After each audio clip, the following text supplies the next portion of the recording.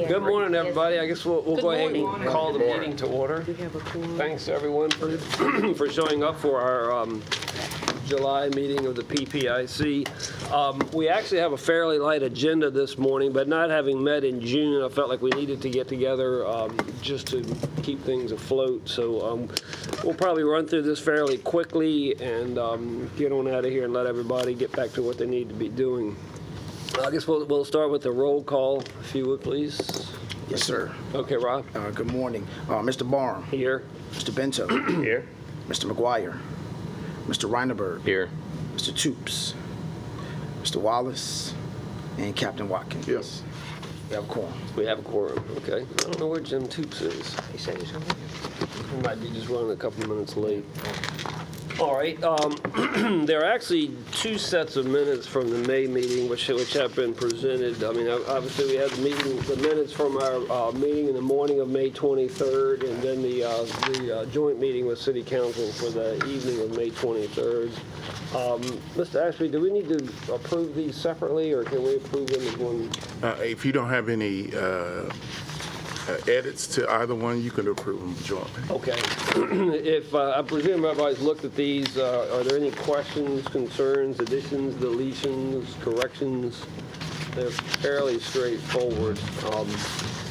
So then I'll entertain a motion to have the I'll make a two motion sets. we accept these minutes as presented. I'll second it. Okay, we have a first and a second. All in favor? Aye? Aye. Aye. Very well. Okay, thank you. All right, on to our financials. Again, two sets of financials. Ms. Thompson, are you going to be doing that? Yes. Okay, I'll tell you what we'll do. If you would just go through both of them, and then we will need to approve the financials independently. So I'll let you go ahead then. Yes, sir. As of May 31st, I'll start with May and then go to June. As of May 31st, our net position is $1,523,737.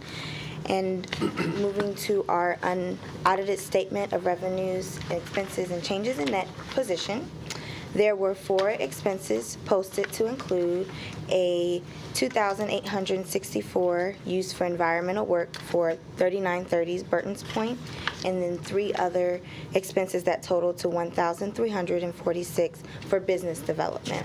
There was a total of $245 earned in investment income, and we ended the month with a net loss of $2,146, which resulted at the end of the period net position $1,523,737 as stated earlier.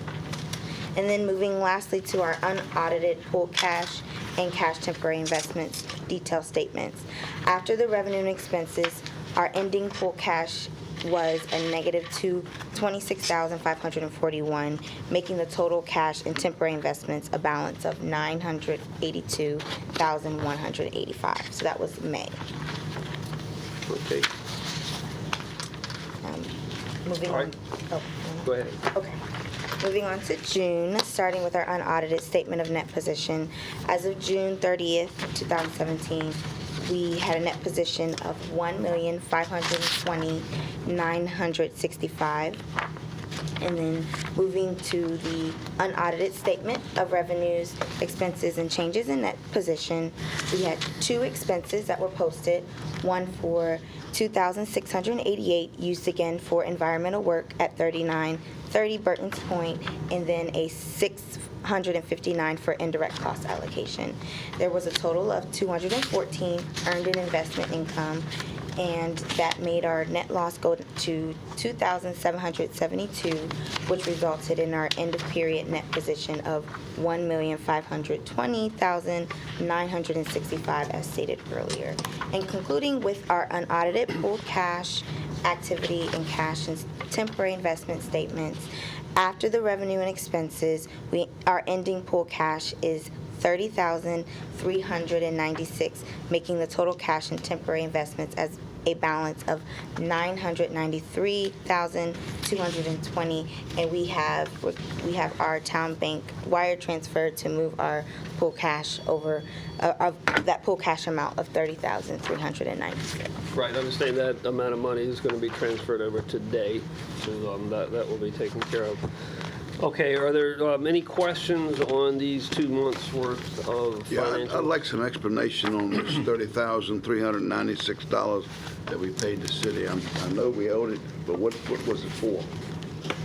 That is our pooled cash, and I think the reason why it's a large amount is because I'm not sure when the last transfer has been, because since I've taken over, I've only done one. It's been a very good time. So each month as we pay our expenses, the Yeah. city's paying the expenses. So at the last page on each financial statement, there's the detail of what the pooled cash is Okay. for that month.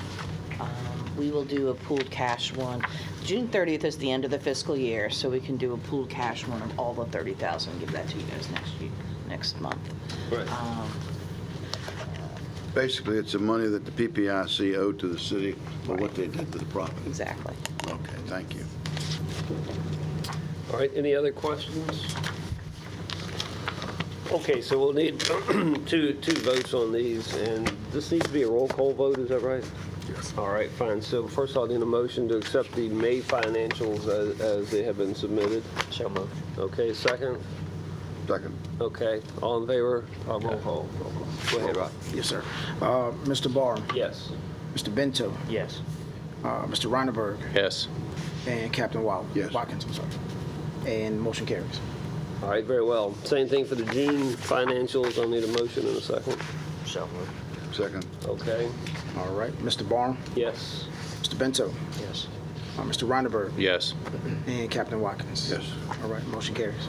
Okay, very good. So we've gotten through all of that. And I think we have an update on the Burton's Point Road property. Yes, we have City Engineer James Wright here, who will give us an update this morning. Okay. Good morning. Good morning.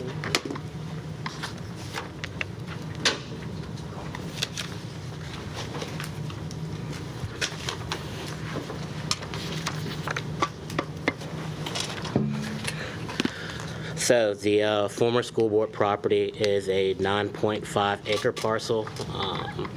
Our wetlands consultant went out to do an environmental assessment of the site, did a delineation.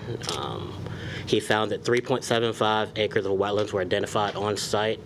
The Corps has given us a preliminary determination accepting the results of this analysis. We're waiting on the final jurisdictional determination. In conference with our consultant, he feels that there may be an opportunity to reduce that amount, and so you'll have more usable property for industrial use. The property is zoned industrial. But as it stands right now, approximately 60% of that site will be usable for economic development activity. Say 60%? 60%, yes, sir. So when the final work is done by EPA, because that site is included as part of the AWI landfill cleanup operation by EPA, the parcel will be fitted with monitoring wells, and it will also be capped. And sort of going on that same corridor, just a brief update, we do have a roadway reconstruction project to reconstruct Elm Avenue. It basically ended up with a suitable roadway with appropriate pavement section, some drainage and sidewalk, and some other amenities. It's a project that's been identified as a priority by both the city and the Navy. We're in design at the current moment. We have some issues to work out with the railroad. We hope to have those issues settled by the end of August and continue on with design. So that's an update for the two items in that corridor. And I'll take any questions.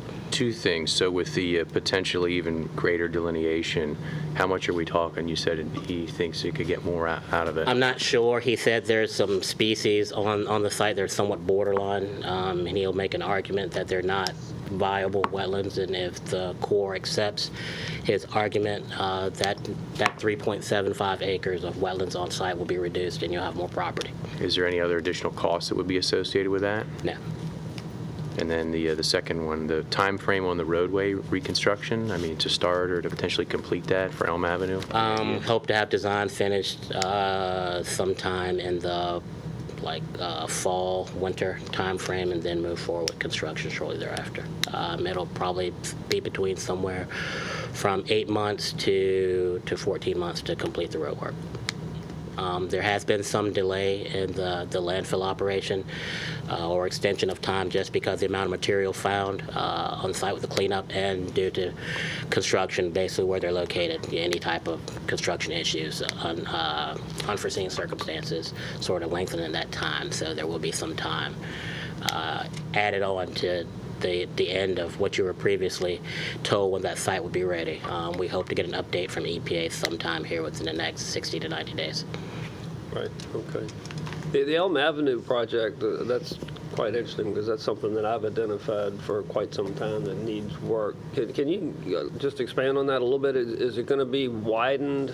It won't be wide, but what you'll have is you have actually a defined roadway. I don't know if any of you have been out there, you see the roadway is somewhat beat up. It's not a real base to the road. And so what you'll end up with is a suitable roadway pavement design with appropriate drainage and some sidewalk to get those sailors from that gate, that parking area down towards the end, back towards their facility up by the intersection right there, Birds Point Road. So we've been working in coordination with the Navy and some of the other shareholders of that corridor to move forward with that project. Is that intersection going to be changed to make it a little bit more, I mean, that's a pretty tight with that light right there and to turning down towards Burton's Point as you come off Elm Avenue. Is that going to be reworked as part of this? It'll have an appropriate radius. We haven't determined what that exact radius is based on what needs to go back and forth down that corridor. But the design will take in consideration truck traffic and potential future rail traffic, which is something that we're working out with the railroad. Everything's going to be future rail. That's great. All right, very good. Any other questions? I think what we do need is to get an update from EPA, and maybe if we can ask Randy Sturgeon to get us something for the next couple of months. And also try to reach out to the PER properties as well, see if we can't get an update from them. Try to get all of this together at one time. Okay. Anything else on that topic? All right. Is there any new business that we have for this morning? I had one thing. I was reading, and I don't have much about it, but on October 6th this year, there's Manufacturing Day. A lot of municipalities are doing events for that, and I didn't know if the city had addressed that at all. What is the date again? October 6th. is Manufacturing Day? Yes, and a lot of the cities are putting on little symposiums with their economic development branches to, just attract manufacturing companies and things and talk about available properties and that. We had that presentation about how to make properties available and how to dress them out, if you will. Right. So I thought that might be an opportunity, and October 6th gives us a little bit of lead time, instead of it's next week. Right. So. Okay. Yeah, I think that's a good idea. That's something that we'll have Mr. Jones and his team to look at. Sure. And get more information on. And we will report back to the commission. Okay. I have something else too, Mr. Chairman. If you recall, I think it was our May meeting with City Council. The mayor mentioned about linking us up with the Navy, the commanding officer, the installation here about that property on Burton's Point Road. I just wondered if we had the opportunity to do that, or that is still in the works. It is still in the works. We actually had that on the calendar, and we've had to postpone it. And I have not heard a new date for that, but that is definitely in the process. Have you? I heard think something else? Mr. Jones can give you an update on several initiatives. In fact, I sent a response email to Secretary Harvey, who met with us, and we have had 2 strategic teams to come together as one. And Mr. Jones, would you update them Absolutely. on Sure. this Thank you, process, Dr. Patton. which includes what you're speaking of? Sure. So thanks, Chair and Dr. Patton. So we had started a sort of a monthly working group with the Norfolk Naval Shipyard, and we called it the Executive Steering Committee. And Dr. Patton had arranged a meeting with Secretary Harvey. He wanted to come down and speak with the city about partnership opportunities that we, with the city as well as our military partners, could work on to the benefit of us all. And so from that meeting, we started a military municipal partnership initiative, and we are meeting with all of our partners. So that includes the Norfolk Command, the shipyard, the hospital, as well as the Coast Guard. And so we have started looking at what priorities we have that we can jointly work on. And the property that you asked about is definitely part of that discussion. And so we are prioritizing now what is at the top of our list that we're going to try to work on and partner with the military on to hopefully promote economic development opportunities in the city. All right, so we're moving forward. Every military group that we are working with has some issues that they want to place on the table, and the city is a partner in what these initiatives are, because what the initiatives are in the city. For example, the Naval Hospital continues to grow in its patients and its traffic that's coming in.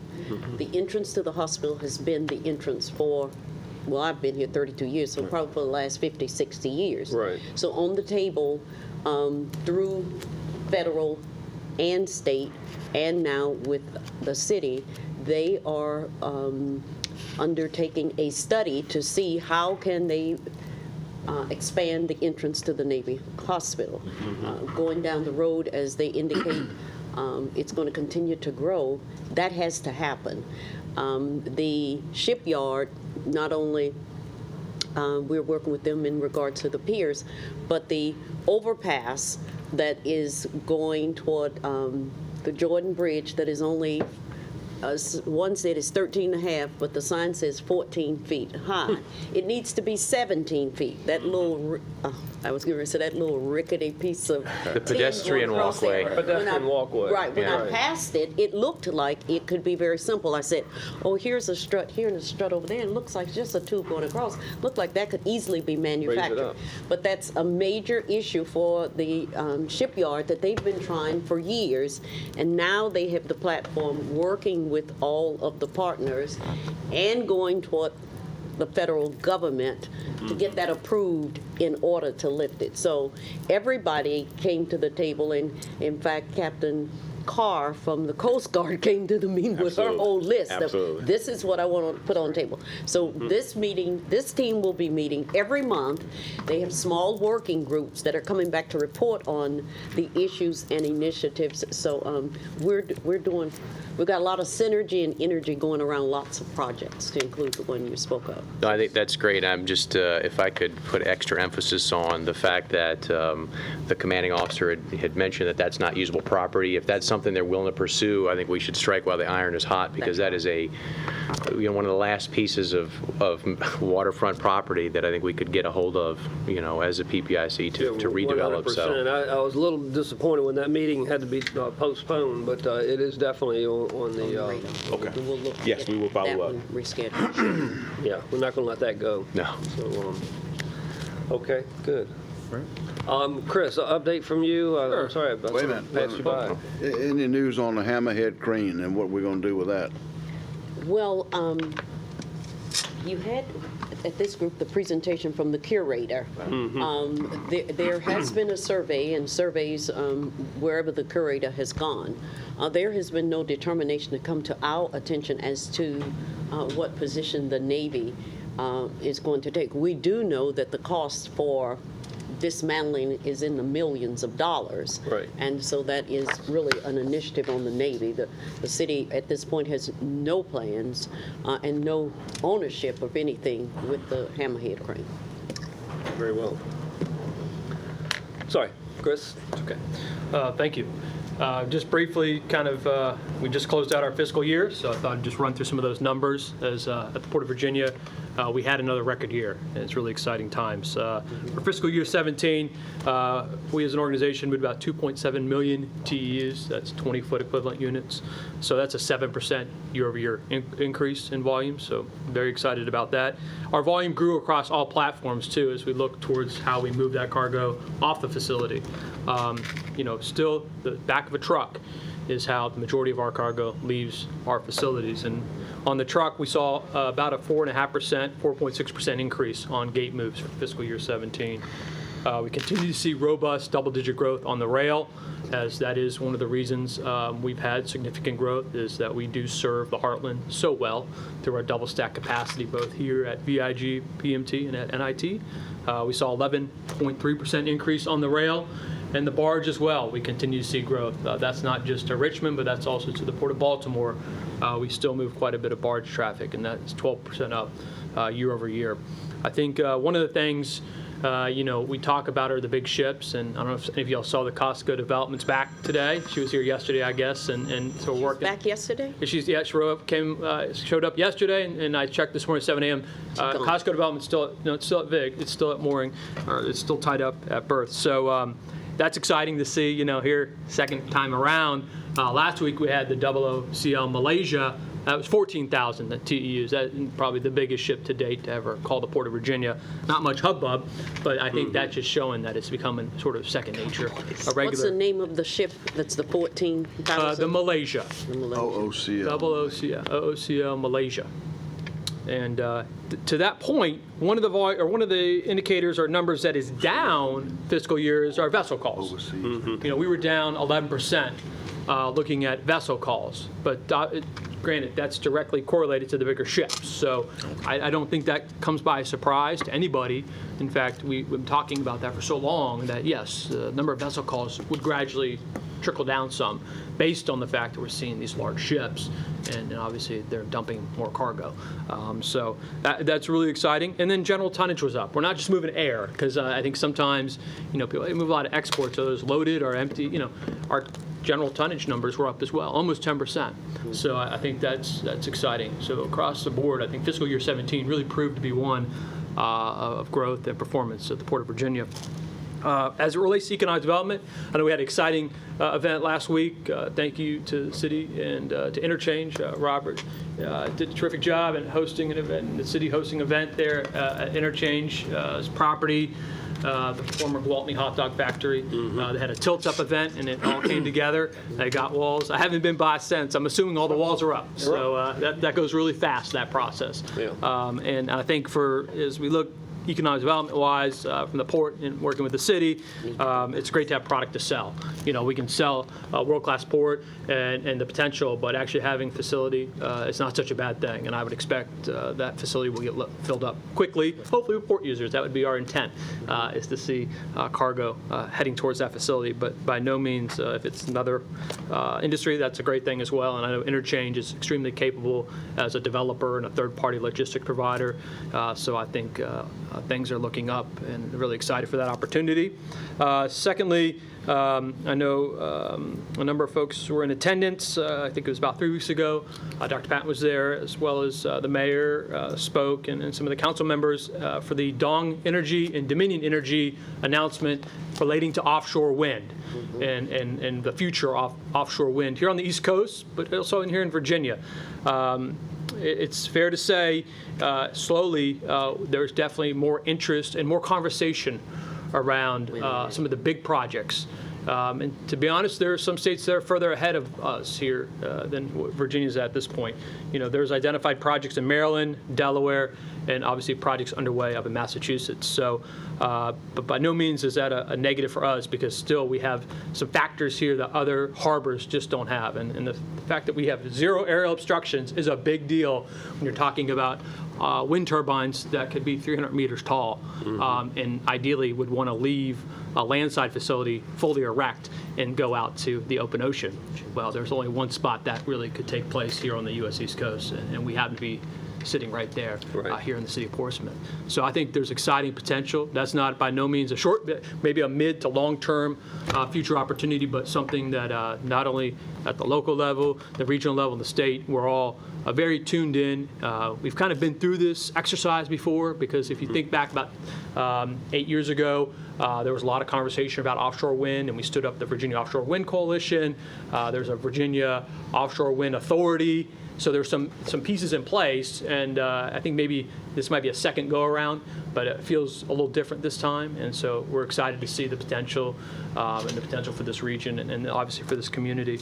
And then lastly, I'll just touch on our Aid to Local Port program, which we were real fortunate to have 2 projects here in the city of Portsmouth to be identified and to receive funding through the Aid to Local Port program. That's about $1 million a year the Port Authority is granted to support local waterway projects. And again, Portsmouth came forward with Portside and then the River Academy at Paradise Creek. And both those projects did in fact receive funding. And it's exciting to see those coming along, and we're happy to play a part and to be a partner in providing resources towards those really good projects. So with that, any questions? I'm happy to field any of those. Very good. That's a great Thank you. update. Nice Very report. much. Thank you. One thing, has construction started on the expansion at VIG, or is that? Yes, that's a great question. So the VIG construction is well underway. I would say going real well, and I would expect some of those first RMG, the new RMG cranes to come online in probably fiscal year 18, which we're in fiscal year 18. So Right. we're moving real well, and we'll actually break ground on September 1st over at NIT. So we're really excited. Those projects are moving along, and I wouldn't be surprised even to start eventually in the next 6 to 9 months, start to see those new RMGs, the rail-mounted gantry cranes, begin to arrive from over in Europe, fully built on a vessel and being offloaded potentially at PMT storage while they work at VIG, and they'll ferry them over. Right. Okay. So, How about the construction of the extension of the berth at That's- VIG? yes, and those pilings are being put in place at the moment. And so that's, again, going very well. And I think that timeline, I think it's a 12-month timeline, but it's well underway to add that 800-foot extension. So, It's arrived in Italy. Okay, great. Thank you very much. All right. One thing for Dr. Patton, sorry. Just a question I had. Chris mentioned Portside, and also I was curious about the seawall down in front of High Street.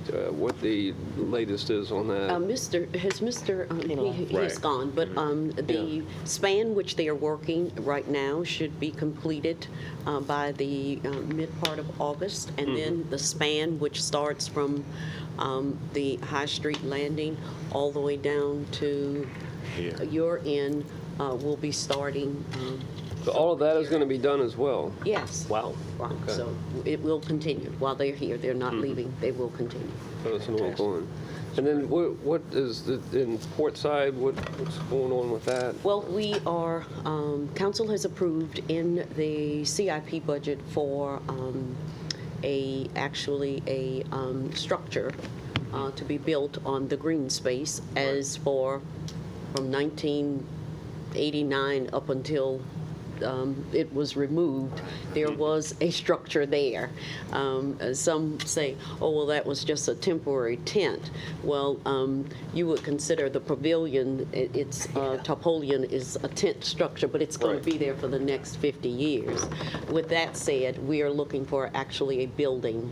The design and presentation has been made to council, should be online for the public to see the design. It's similar to the building that's in Suffolk right across from their hotel, which they use the open air area for their farmers market. It's a beautiful design, and so that's what we're proposing. Work is being done. Engineering is taking the lead on it. We are already communicating with possible vendors for what they would like to see in the amenities or the size and everything of the benches. We're looking to have the structure and everything to be complete by the fall, at least, of 2018. So we're moving forward on that. Okay. And we did get money from the port to assist with the proposed amount that council approved. Great, okay.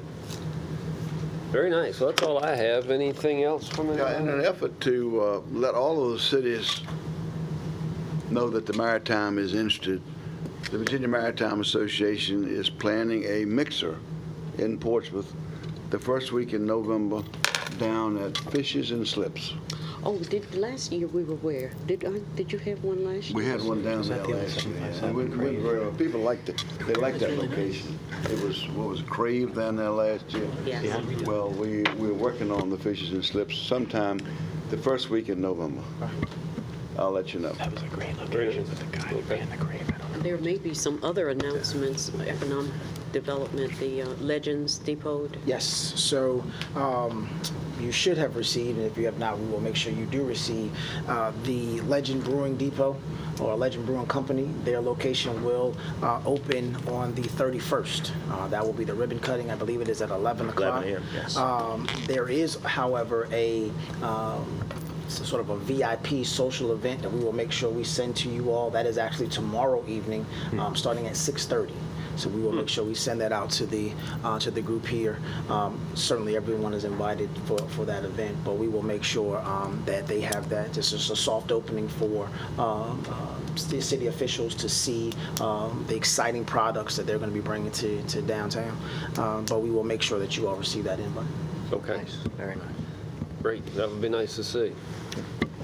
We're asking everybody to support Portsmouth's new businesses. As you said, the restaurant you all are looking to have, we have the Stella Wine had its ribbon cutting on Friday, and we had another restaurant out in that be in the not Midtown. Midtown, but maybe Midtown Extended. That's right. Midtown Extended Midtown area. Extended area. Very small restaurant, but there's a lot of energy and synergy. Did you get the application I put in to change one of my refit booths into a brewery? Did you get that? Let me say, I can say this. I don't know much about beer, but I did go to the opening of MOMAC. MOMAC, yeah. And everybody, when MOMAC chose the site, was saying, why would they choose way out there? Nobody's going to come out there. You know, you had the pros and the cons. Well, we were to be there at 2:30. Yes. We arrived at we were to be there at 2:30. It was the start. When we arrived at 2:30, you could hardly find anywhere to park. Yes. I'm pulling up asking, where are all these people or what is it? At 3 o'clock they opened. There were hundreds of people. And when they started serving the beer, I heard all this conversation like, and I'm saying it wrong because I don't know beer. Oh, the MIP is this, or the IA whatever, and this has this in it. And they were talking, and I was like, what is this language? They tried to explain. One said Indian something. I couldn't get it. IPA, But yeah. the place in the first weekend had over 4,000 people to come through.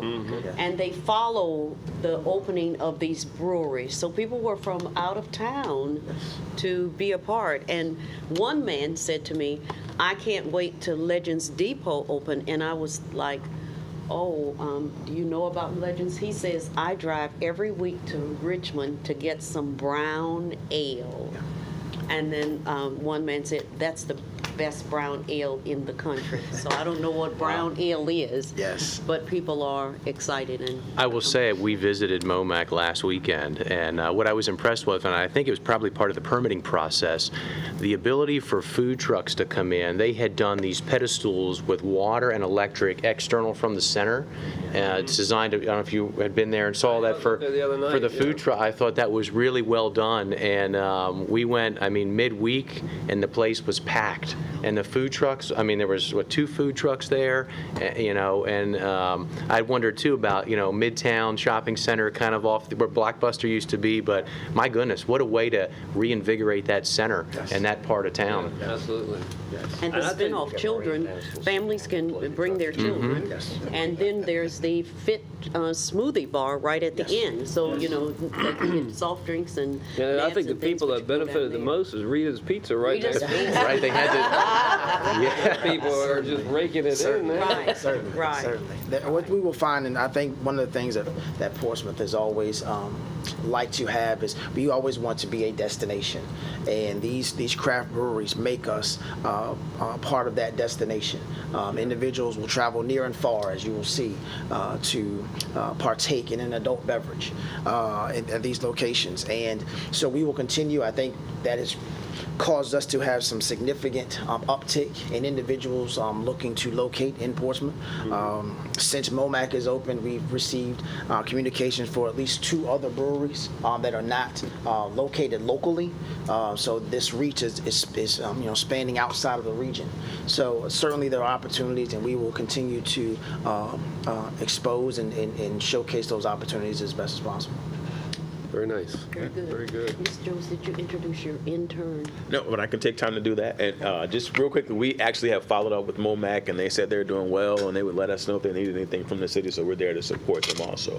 But I would like to, I'll take time to introduce our awesome intern, Mr. Smith, and we'll have him introduce himself and talk about where he is in school. I'm Armand Smith. It's nice to meet all of you. I met some of you before. I'm at Middlebury College in Middlebury, Vermont. I'll be a rising senior there. And I'm from Arlington, Virginia, Northern Virginia. What is your major, sir? My major is International and Global Studies. It's essentially international relations with a focus in Latin America. So last fall I went to Argentina, Buenos Aires for 6 months, 4 semesters.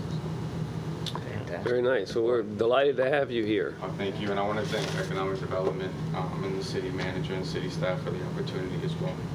And for some of you who do not know, that is my grandson. I didn't know that. And Mr. Bento, remember him as a baby. Yeah. In fact, Really? he was born in Portsmouth, and I think he's a lot taller than I am.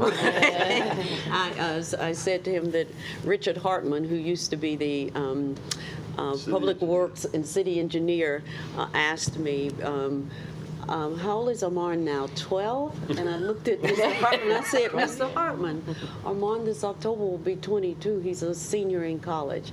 It's amazing how time passes so fast. And he was to be in Ecuador studying and working at the consulate, but with our State Department not having all of their positions filled, they just could not coordinate his living and travel, but they said he could go, and then they'll figure it out when he gets there. That's not what we want to do right now. You So, just keep Grandma's email address, son. thank you. Well, all good things. Anybody else have anything for the good of the cause? Well, if not, I will go ahead and adjourn. Thank you very much, everyone. We'll see you next month. Good stuff, sir.